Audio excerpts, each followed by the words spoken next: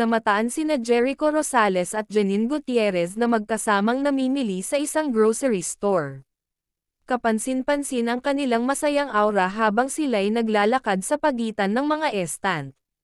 Habang namimili, madalas silang nag-uusap at nagtatawanan, na tila walang iniintinding ibang tao sa paligid.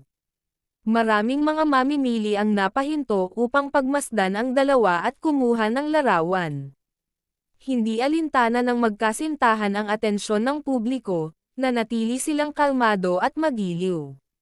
Masinop nilang pinipili ang mga produkto, na tila pinag-uusapan pa ang kanilang mga bibilhin.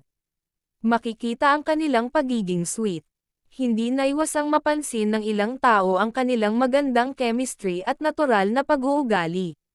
Napansin ng ilan ang pagiging simple nila, sa kabila ng kanilang pagiging sikat na mga artista.